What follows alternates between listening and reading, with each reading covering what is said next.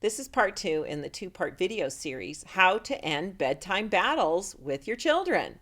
Now, in my child whispering approach, you'll know there's 4 types of children. In the last video, last week, we covered type 1, the fun-loving child, and type 2, the sensitive child.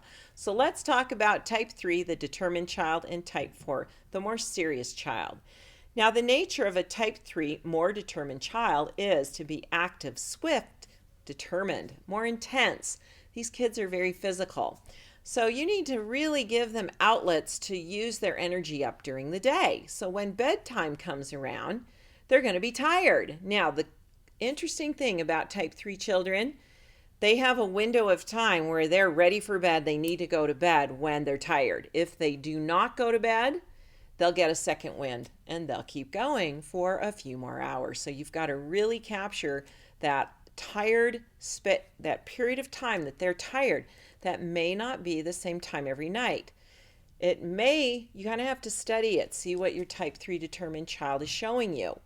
Do they tend to get tired within a certain time frame in the evening? That's when they're telling you, I'm tired. They probably aren't going to put themselves to bed. They'll just keep doing whatever they're doing. You need to encourage them, support them, engage them in going to bed. If you miss that time, that window of time, they'll get going again, and now you have to wait till they kind of burn it out again. So make sure you're noticing. Maybe some days it's even earlier, like 7 p.m. Maybe some days it's at 8. But they'll show you when they're ready for bed because they'll get very tired. And you'll just start to read their body language and their whole expression. You'll pick up on, my kid's tired, I need to help him get to bed right now. Now, for our type 4 more serious child, these are our children that love to operate by rules, guidelines. They love structure.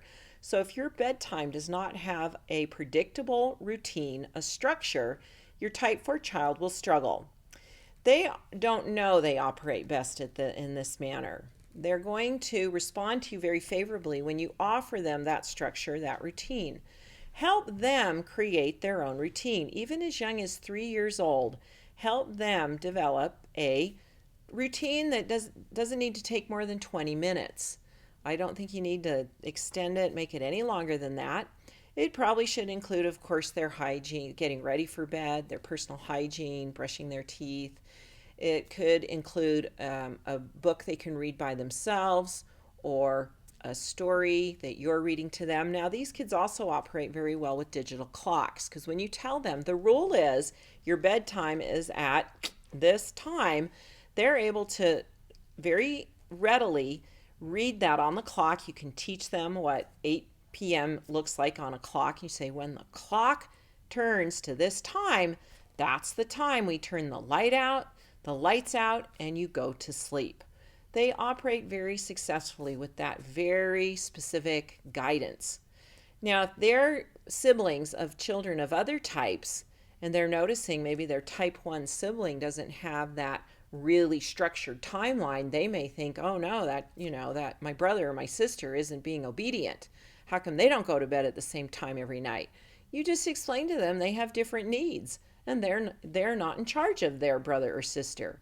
They're in charge of themselves and their own bedtime.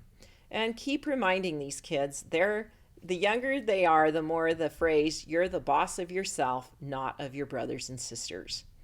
And so mom and dad get to be the parents to the other siblings, and the type 4 more serious child gets to support themselves with that very predictable bedtime routine. So try these methods out. I know you're going to see better results. You're going to have more cooperative children.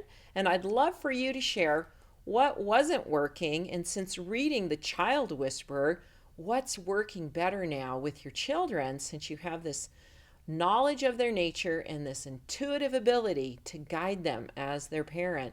Share those comments. I love that you're all part of our community and we can learn from each other. And remember, you're doing a great job because your intention to be a better parent and to be the best parent you can be is what's the most important ingredient of your parenting approach. So thanks for sharing, and I'll talk to you soon.